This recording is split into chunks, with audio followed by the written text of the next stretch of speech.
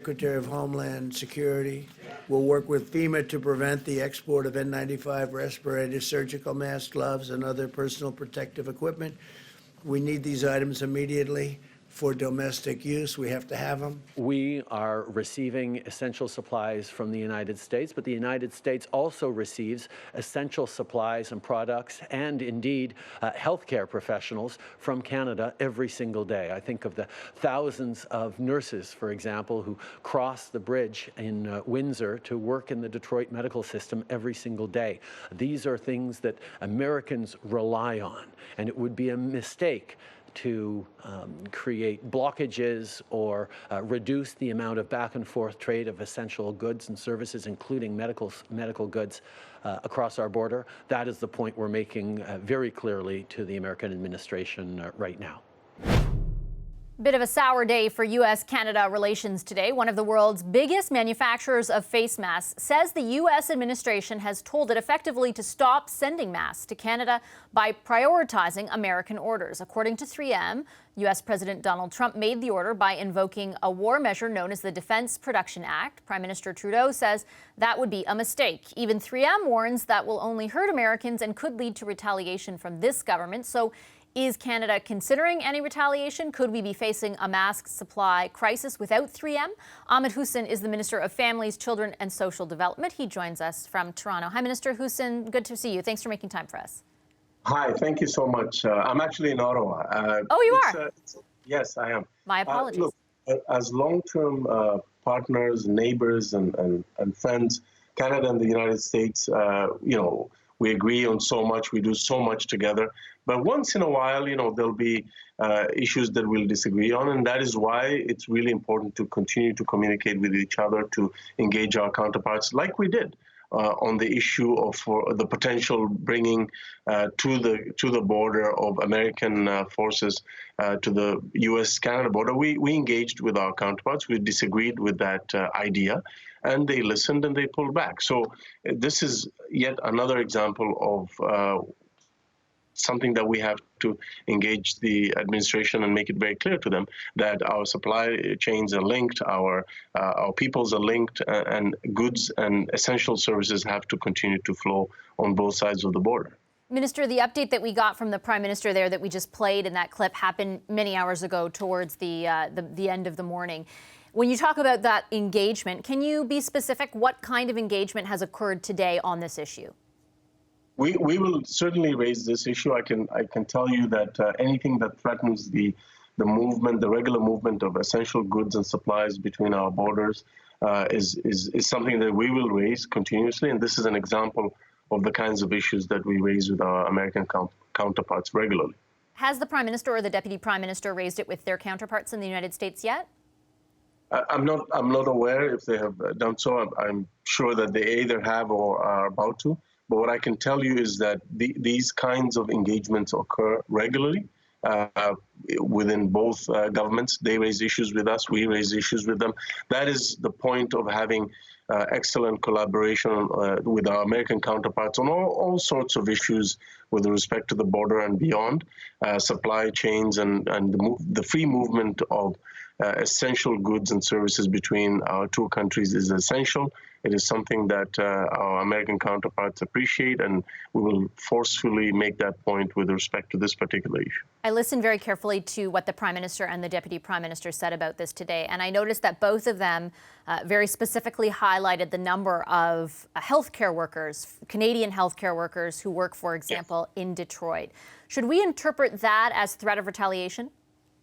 No, absolutely not. What the Prime Minister was indicating was how closely linked we are in terms of the essential services that both Canadians and Americans rely on. Both populations work across the border.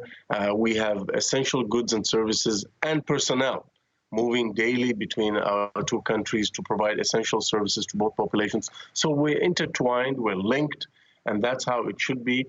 Taking one aspect like 3M and the face masks and saying that those should not go to the Canadian population is not wise. It's wrong, and we've made that point very clearly. The wider context around this specific issue is a bigger conversation about supplies and the ability of healthcare workers in this country specifically to have the personal protective equipment, the masks, for example, that they need in order to protect themselves as they treat Canadians who are fighting this virus. Can you quantify for our viewers what the loss of masks from 3M would mean for this country? Are we talking millions? Are we talking hundreds of thousands? What would it be? So I think that the important point is first of all, the masks are important, but it's also the supply chains that link the two countries. So we have to make sure that those supply chains remain intact, especially for essential goods and services. And that is the point that the Prime Minister was making today, and that is the point that I'm making to you. But how many masks, for example, from 3M are we forsaking if they can no longer produce any for Canada? It's a significant number, but I'm heartened by the fact that the company itself has said that they will not, they don't want to entertain that idea because they feel that not only is it the wrong thing to do, it's also against the self-interest of Americans as well, because as I said, supply chains are linked between the two countries, and unilaterally stopping one piece of equipment from going to one country or the other is not wise, and it's the wrong way. It's the wrong approach. Yeah, you're right. 3M said there are significant humanitarian implications of seizing supplies to healthcare workers in Canada and Latin America, where we are a critical supplier of respirators.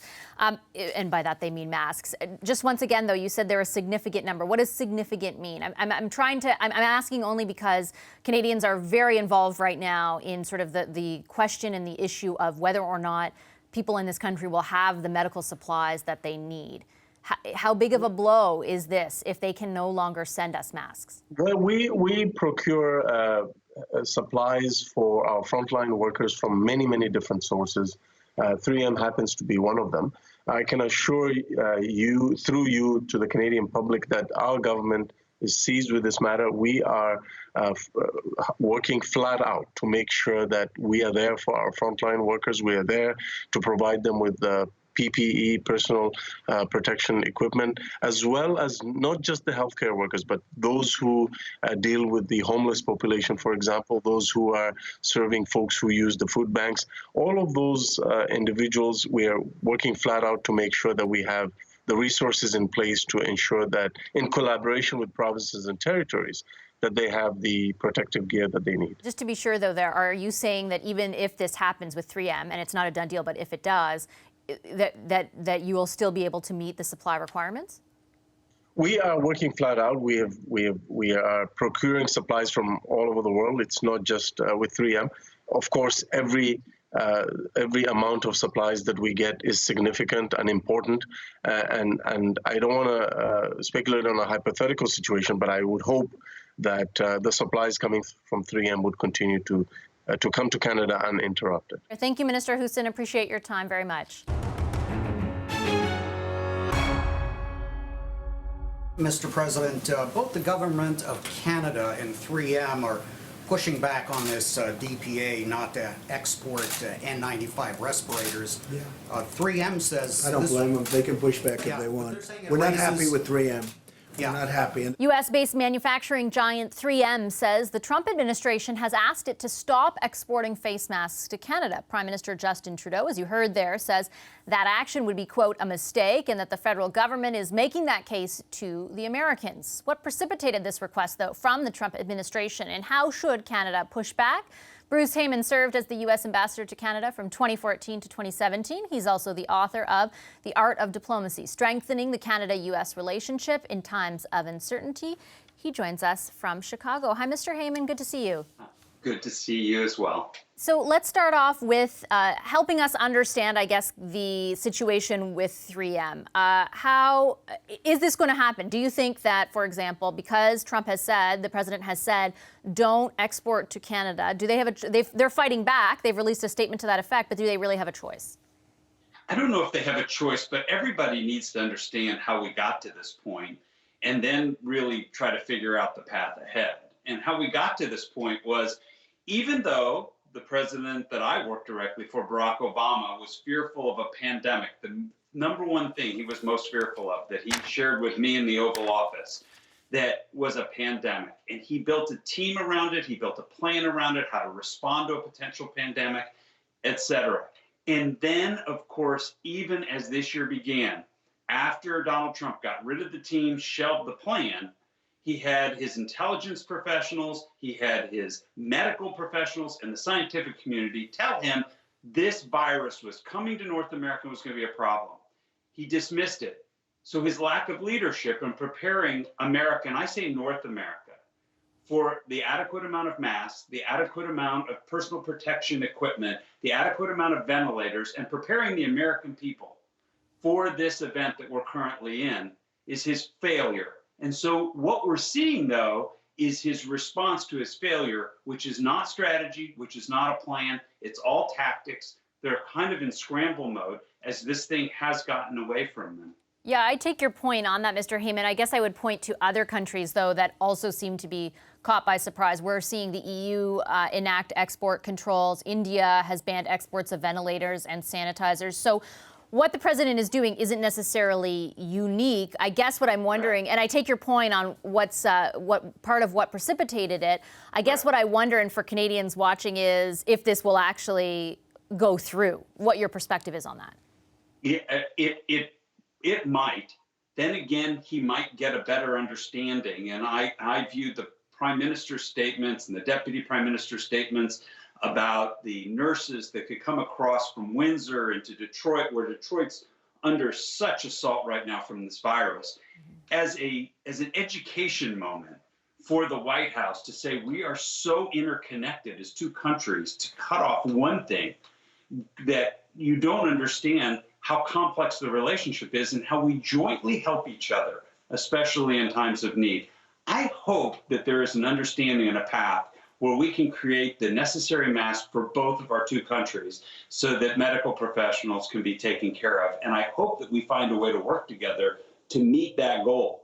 But, you know, the president is on his heels now, and he's being accused of the very thing that I've laid out, that he has failed in preparing the American public. So he's trying to demonstrate leadership here, and I think he's going about it the wrong way. What's the best course of action for Canada? Is it continuing on the message that you just laid out there, sort of the stress, for example, on the exchange of goods and most certainly on the number of health care workers who are Canadian, particularly in Windsor, who work over in Detroit?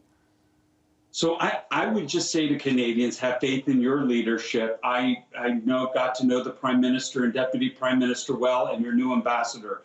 And just say to all of you, as complex and difficult as it looked during the new NAFTA negotiations, when the U.S., Donald Trump, taxed your steel and aluminum as a national security threat, and then threatened your auto industry, and then started calling names and calling out your Prime Minister and Deputy Prime Minister, or then Foreign Minister, and then last week threatening troops at the border and all of these things. Nobody's been able to handle the twists and turns better than your government. That all being said, we're in a very difficult, treacherous moment. The history of pandemics is not good in terms of the geopolitical implications, and I worry about our relationship with the president there under such assault and under such pressure with this virus. The Premier of Ontario, the province that I'm in right now, Doug Ford, said that he'd spoken to U.S. Trade Representative Bob Lighthizer about this very issue. Is it, you know, we employed that sort of Team Canada approach throughout NAFTA. Is it a good idea to do that here as well? I think so, as long as you're coordinated in it. And I think it appears from at least this side of the border that you're as well coordinated during this crisis as I saw you come together as a country to tackle the new NAFTA negotiations. As long as it's a coordinated effort and somebody isn't off just doing it on their own, I think that's helpful. You just want to make sure the messaging coming from the Prime Minister's office and the Deputy and the Ambassador and the other ministers, as well as the opposition parties and the premiers, are all in line with each other and sending a common message. I know during your time as ambassador, you're well acquainted with the level of trade between the two countries. Do you have any sense of 3M in particular in this instance? Like, it's difficult for us to get a gauge right now from our federal government about what kind of supply we might be forsaking, and obviously it's dependent on the situation. This is a very heightened situation. Do you have any sense of that?